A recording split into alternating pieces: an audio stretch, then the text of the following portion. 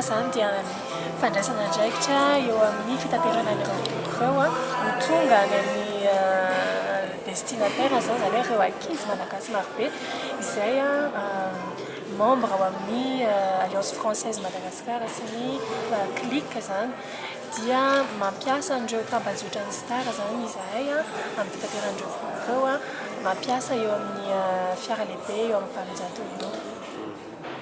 Manao Izany tena faritra manaparitahana star manerana nosy hatrany Djibouti hatrany Toliara hatrany Majangaka hatrany Tamatave hatrany amin'ireo faritra kely indrindra ireo zany.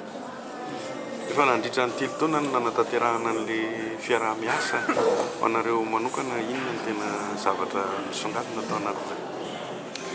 Ho anay moa ny misongadina dia tsisy afa-tsy ny hoe fahafahampo satria anisany mandray andraikitra amin'ny fampiroboroboana ny fanabeazana satria fanabeazana ny resaka fampianarana satria ny ankizy no avy ny firenetsika ny ankizy mianatra no ampin'ny association trade union amin'ny alalan'ireo boky marobe ireo ka ho anay zany dia afapo tanteraka izay hoe mandray andraikitra ao anatin'izay asa lehibe izay satria fanabeazana anisany zavatra manandanja indrindra zany.